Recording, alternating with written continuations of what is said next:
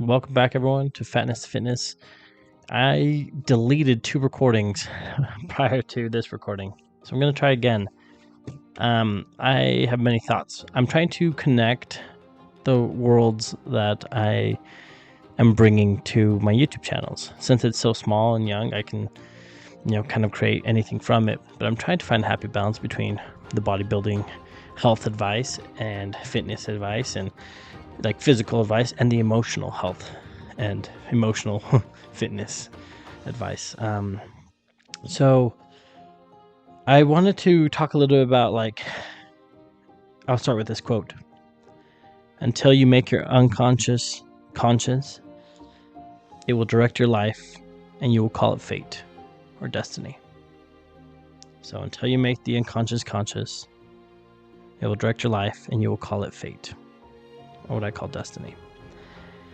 I know that when it comes to almost everything we do in life, it's going to be based off your internal battles. And one thing I've heard, I didn't like it because not being in the best of shape, I took it personally in a sense. I was like, oh, frick, I'm fat. But I had someone tell me, successful person tell me, according to like what it looks like, oh, they made it, that your inner world is reflected in your outer world. And that includes your body. That includes your relationships, your closest relationships. That includes your financial life. So whatever's going on inside is mirrored on the outside. It's talking about this kind of shadow self. And, as I go to the gym, I can kind of see, you can make out when people are not feeling it. They're kind of like depressed, or they're there to fight their demons, or they're in a rush. You can tell if they're in a good mood or bad mood. We can just tell those things. And in seeing this, I can also reflect back on the moments even recent moments where I'm at the gym to get that, psychological healing, right? It's almost like you're doing, now on the flip side, you're doing physical work in order to heal the inner work. And I think it does work both ways. But it is hard. So if you guys who work out, you know how hard it is. There's genetics to it, right? But if you look a certain way, it's because you've had to go through a lot of weight, pushed a lot of, past your normal boundaries when it comes to weightlifting. And I think that's very true with, emotionally also. So when you work out, right, like you get under that squat bar, and it is one of the, you think of Tom Platz, right? Like he was the king. He kind of put it in your mind of how this is how you do squat, and if not, it's like you're a failure. So I remember going in like that, and you go till like you puke, or you want to puke, or it's just insane. And I remember working out that hard, and I was like, and it's not made for everyone, right? But I ended up injuring myself. I didn't have good form. I think a lot of us noobs do that in the beginning. But there's a level of intensity goes there, and it's so dang hard that when you get out of being under that crushing weight, you feel like you can't take on anything because you took on that amount of load. And, almost like an analogy.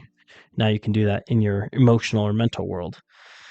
And I thought of another quote. It's, no tree, it is said, can grow to heaven unless its roots reach down to hell. So I think you have to go through hard stuff in order to get the best and the most amount of growth. And that's sadly with relationships, and that's why I'm kind of going there, because I'm learning so much about relationships and how to be better in relationships and myself personally, because the relationship starts with you, right? Like I stopped taking care of myself, and so I had to start asking and being curious, like, why did I stop doing that?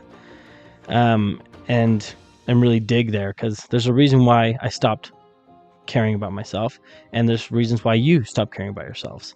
So you have to be responsible for your behaviors, and hopefully be curious about your perspectives and why you choose what you're doing. So yeah, I think a lot of this work is pulling up the subconscious stuff, which is past memories that pop up, unfinished business, right? And it's usually the things we're like most insecure about, or it's like the undesirable things. But that's once again the hardest things. So it's almost like anything that's bad when you're growing up, there's like two sides of the coin, right? So this shadow stuff, this subconscious world, it's made up of everything that's unacceptable, or that you believed at least were unacceptable parts of you, the parts of being, right? All the little bits and parts and pieces that we rejected about ourselves. Anything that we deemed as, that's bad, as, whatever, like anything negative, pretty much, where I can't have that in my life. That's what created like that alter ego. These are all suppressed, ignored, denied parts of ourselves that we, have pushed away, hidden under a rug, growing up as a child with our family lives, all that, right? That's why it's called the shadow work. It's hidden, it's subconscious, it's unknown, and this is why it's so important, because that subconscious is hidden, and we only see it, or only comes out with traumatic triggers, responses, when you're overreactive. The consciousness is the light side, right? Consciousness is light. We already know about it. You can see it. It's like bright as day. Like, yeah, there it is. That's my path, right? That's what I do. So we see the consciousness, and then we call that our identity, when really we are two sides of one coin. We're that consciousness and subconscious. I might be getting a little too deep for you guys, but what I'm trying to say is, we have goods and bad sides about us, that things that we deem very good about us, and then parts of our behaviors that we deem very bad or evil. And we have to learn to love both. And it's really hard. It's the hardest weightlifting, I've ever done, honestly. More than any deadlift or even squat that hurt my spine, due to bad form, actually. Bench, like the hardest, that's the heaviest load I've had to do. And what we'll do is we'll call this conscious, the thing that we see, the thing that everyone sees, and it's our mask, but we call it our identity. When truly our identity is everything good and bad. I don't like when I get mad. I don't like how I look when I'm mad. Well, guess what? That's part of you. So you have to learn to love that part, and obviously focus and redirect that part. But it's good to have anger in life. It means passion. It means you're passionate. So the shadow part, that hidden part, the subconscious, wants us to be aware of it. It's like, hey, I'm here. I exist. Actually wants to be seen, and so it comes out in the most inconvenient times, and it's usually anytime you think back where you kind of overreacted, or you broke, or you just, I'm done, no more patience. That's when it comes out. And this is why that word integration exists. It's a combining of both that shadow side, that subconscious, and the conscious, that light. It's easy to see. That's and those both equal full, complete awareness. So when the woo-woo stuff happens and you hear it, that's what it means. Like, because we're going to our relationships, and we project, like what we see in ourselves, while ignoring this other complete side of us that's just as intense and just as deep. And it's just showing, it's showing itself, and it looks ugly in our marriage, in our relationships. But that's part of us, and so you have to do some digging at, and I hope that makes sense. We just have to do better when it comes to those kind of things, because I've realized relationships are really hard, and we guys, we don't know how to talk. Girls, they're better to a point where they can really express. They're at least usually aware. They've done work on themselves sooner than us, for the most part, generally speaking. But we just need to learn how to talk. And so there's one thing here is a quote: unspoken expectations are premeditated resentments. Unspoken expectations are premeditated resentments. So we have to learn how to communicate.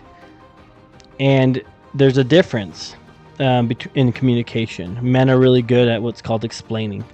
They're explaining their situation, but when you explain, there's no like emotional connection to the body. And this is why it feels like you don't, when you explain it back to the wife, maybe she's like, you don't get me, and she explains it, you explain what happened or what's going on or what you think's going on, but that's it. And then there's a difference to explaining versus expressing. When you express what you're actually experiencing, you express what you're feeling. You're feeling XYZ at this moment in time. That's how women communicate, and that's where they can have kind of like the leg up, quote unquote, because they seem to be able to express themselves better to explain. If you ask me, hey, explain why protein is such an amazing macro. I would give you like, I'd give you so much detail that's boring and overwhelming, because we're good at explaining. Guys are good. You have car guys explain to me why this engine and this turbo, are so good versus the supercharger and this engine. And you'll go off. And if you ask anyone about their passions, just explaining. We're very good at explaining, but when it comes to your emotions, you need to be expressing your emotions, because that's where the feeling comes in. Emotions are the language of the body. Okay. And we just don't know. Like, we don't know what to do when it gets really hard. When we get under that squat bar, metaphorically in life, whether it's in like relationship, death, whatever, we feel it's like we're done for, right? If it's too heavy, we're going to get crushed by the weight. But that's part of life. There's a quote by a Franciscan monk named Richard Ferrar, I think, and it says, until a man experiences a journey of powerlessness, he will always abuse power. So we do that in our relationships. If you've noticed, sometimes the guy that makes all the money in the relationship does seem to make all the rules and decisions, and even sometimes subconsciously treats the other like as a second-hand citizen. Okay, hopefully not indentured servant or anything like that, but that's what ends up happening. So you have to be careful. But it's hard. Life is hard. Like, life is full of issues and griefs, and because that unconsciousness is just working in the background, you don't know it. But this is one key piece of advice, that when it comes to hard times, let's say you were under that metaphoric squat and it crushed you, right? You tore a few quads, a couple quads there, maybe a hamstring too. And so you're now recovering emotionally, okay? One of the ways to recover from those muscle tears, metaphorically and emotionally, obviously, is through sharing. So that's kind of what I'm doing right now. Grief demands a witness. If you're going through grief, it demands a witness. Grief that is not witnessed is never processed. So if you're going through something hard, us guys, we want to go through it alone. It's just something we do. But you have to go and find a witness, someone that you trust and love, in order to process it. And this way they can reflect it back to you in a sense where they're like, I'm sorry. That sounds like it sucks. I'm sorry. Right? And it has to be someone who loves us, knows us. But if they witness us through this grief, that's when we can begin to heal those muscle injuries, right? But grief is just a natural way that we honor the love that we miss. Okay? And I think I said that wrong. It's like we honor the love, what love misses. That's it. Because when grief happens, it's like it was an expectation we had, and it's no longer there. It may never come back. So grief is the natural way that we honor what love misses. Okay. I just want to bring in a few of those points because of this quote.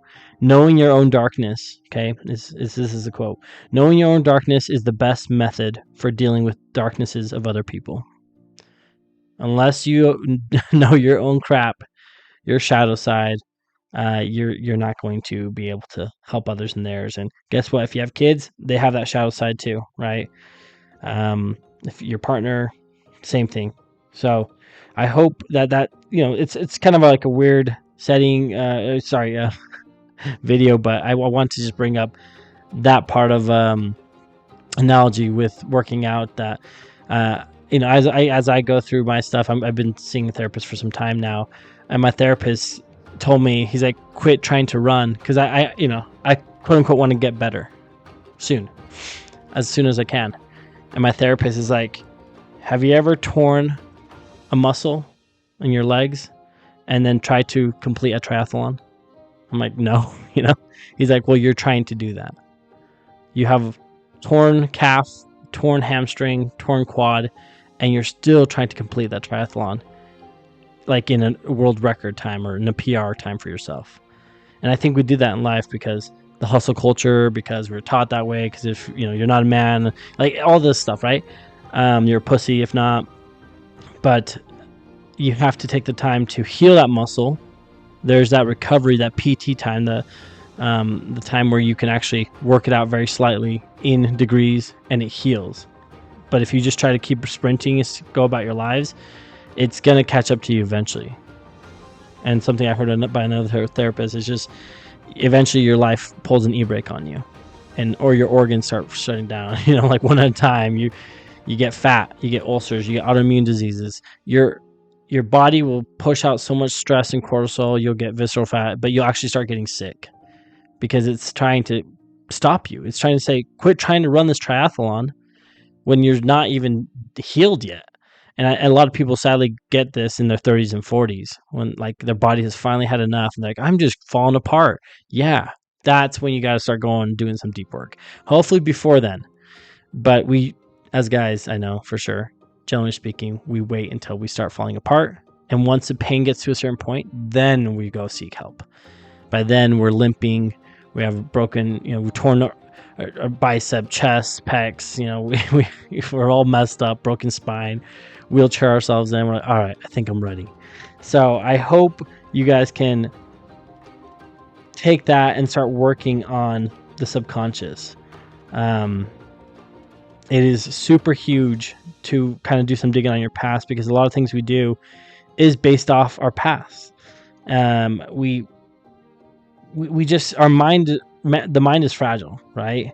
And we seem to, unless you know how to self-soothe, we seem to just get worse and worse as time goes on. So I don't know why our parents, everything like before the internet, it seems like parents, it was different. So you're like, why, they don't have to do it. They haven't done work, but they still survived. Yeah, they survived. They didn't exist. Like they didn't thrive. Not too many at least. And if they did, you're pretty lucky. You got some of the few parents who did. So something I just want to do a little takeaway. If you have friends or family that you're looking out to, one thing we always ask them, like, hey, how you doing? Or how you doing today, right? Instead, after that answer, even you can say, so how are you actually feeling about that? Once they respond, so how are you feeling about that? Because like, yeah, I'm fine, but I'm super tired. Okay, what do you mean? How are you feeling about that? Well, my kid is diarrheaing in my bed every night. But they can start. That's how you help one another express instead of explain their emotions. Okay, so obviously you can journal, you can do breath work, gym, all that. But I think truly having some kind of group is the biggest help, especially for men, since there seems to be a loneliness epidemic, they say, with men. And I didn't really, I've heard about it, but I really didn't think so. But once you go through hard times, like, you realize how alone you really feel. So I hope this kind of helps. It's kind of all over the place. I know that. But the main point of this is, once again, to make the unconscious conscious. Otherwise, it will direct your life and you will just call it fate. Okay? And of course, the part about grief demanding witness. I hope that's the biggest takeaways that you can then implement for your personal lives of others. Just as much as we hit that gym every day, 5 times a week, 4 times, whatever, hopefully you're doing that mentally, emotionally too. And it takes time. Like I had to go through, this therapist I'm going through now is my 4th therapist. The other one sucked. All the other ones sucked. Like you wonder how they can practice as a therapist. Like, what? They gave you a license? Like, this is terrible. Like, terrible advice. It's just, they don't mesh well, some of them. But once you find a good therapist, that's why I'm like, just, and you find out quick. All it takes is one visit with them. You're like, nope, I don't feel good with them. I don't quote unquote vibe with them. Whatever. Like, they don't get me. They're judgmental. They shouldn't be judgmental. You should be able to tell them the worst of the worst. And unlike your friends and family, because they're third party, non-judgmental, trained professional, they'll be like, interesting. Tell me about that. How'd that make you feel? Questions like they just go on. They move on. They don't raise an eyebrow. They just move on. And if they get emotional, a reaction, then maybe get a new therapist, right? They shouldn't be judging you. Their responses shouldn't be judging you. So go get that mental gym, emotional gym, because it seems to be very strongly correlated with your physical gym. And eventually, like I'm saying, it does come out. It does. Something happens and it must come out. So we start getting sick if we don't address it. That shadow, like I said, wants to be seen. It wants to get our attention. It's as if like our life was stuck in something that happened traumatically in our childhood, even though sometimes I'm like, what does that mean? Like, I didn't think I had a traumatic childhood, to be honest. But then I found out like something as simple as getting yelled at can be traumatic. and can keep you stuck in a regressed age, and then it pops up later on in your marriage where your wife raises her voice at you and you're like, that little old 10-year-old Benjito is freaking out. He's like, oh my gosh. And then you react back because you're a scared child reacting. And when we have the little versions of ourselves react, we pout, we cry, we yell, we scream, we do just not adult-like behaviors and actions. So do the work just as you would the gym. You set a discipline and you're like, I'm going to work at least this many times a week. I'm going to take care of myself mentally as well. Okay, that's the invitation. That's the goal. And that's what I'm hoping can happen. And as far as bodybuilding news, what we have going on right now, we're like in the slow season of bodybuilding. We're ramping up for a competition, so I'll give our input on that here in a little bit coming up, where we have a actually exciting lineup, but it's been a little quiet besides like stupid drama that I don't like to talk about.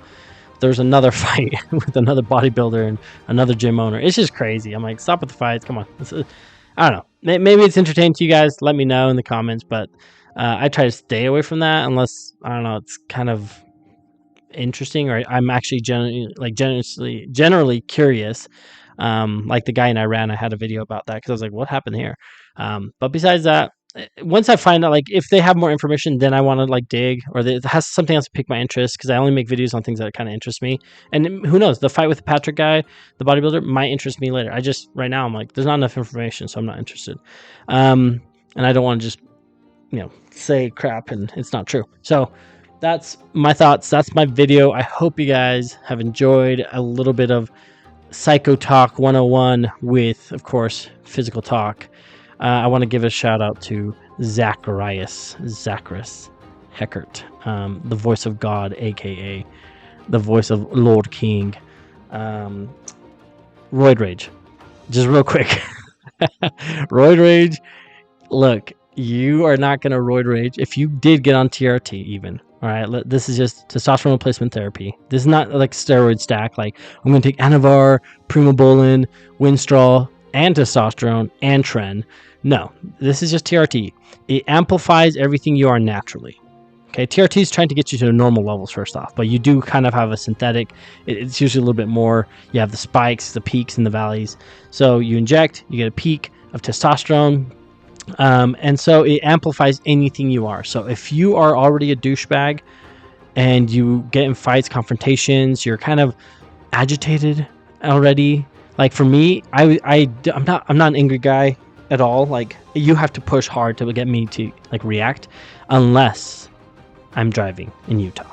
So drivers in Utah, you guys probably have heard, but they suck. All right, they're the worst besides California, I think. Maybe New York, but yeah, it's bad. We're like top. And on TRT, I am aggressive. I'm like, I get mad. I get agitated, I should say. So I have to like grip the wheel. I have to like distract myself, like sit like in the bucket seat more. Like I have to do stuff like that to help me like, hey, like chill out, bro. So it does just amplifies everything that you have. A really quick rundown. Does it give you a small dick, shrink your dick? No, it actually gives you stronger erections. It creates more blood flow. It helps with like vasodilation, like anything blood flow wise. It makes your veins pop out more, in your arms and shoulders. So think everywhere else too. Although if you put too much testosterone and you have too much, so your body tries to always have an equilibrium. So it shoots up estrogen as well, unless you're taking an estrogen blocker.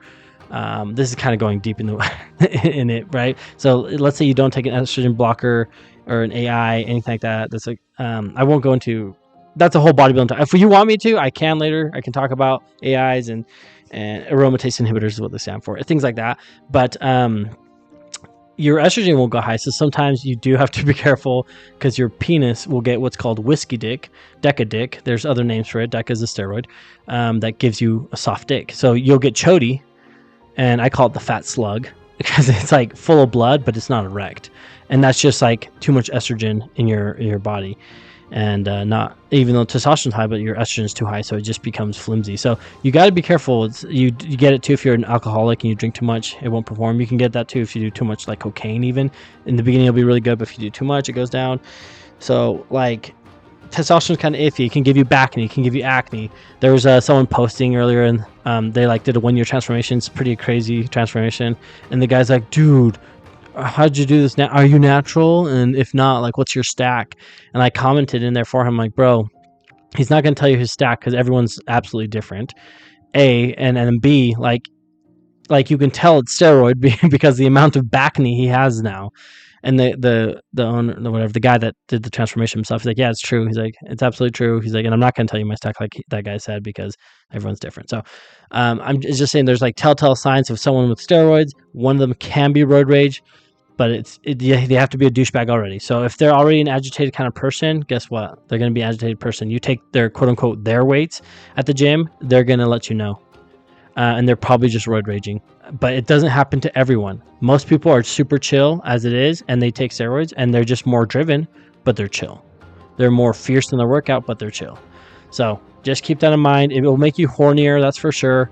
You'll want to jack off 5 times a day instead of your typical 1 or 2 or 3, whatever your guys' ratios are at. But you may bug the wife a lot because your libido now is of a 20-year-old, while she may be in her 30s or 40s or 50s. So that is true. Like, we can do a whole testosterone video. I find it fascinating. Is it for everyone? No. Is it for a lot of men? Yes. I like, my stress shut down my testosterone, so it was chronic. So yeah, like you need testosterone in your body to feel like a man, to act like a man, to be driven, disciplined, to have no anxiety or less anxiety, and to have less depression. So it's helped me with all those things, which is crazy. Even brain fog, which I was like, what? Like, I can remember better now. I perform better at work. So that's just a few things. Roid rage is just a side effect of those douchebags, a-holes who are already a-holes. So there you go. Shout out. And love you guys as always.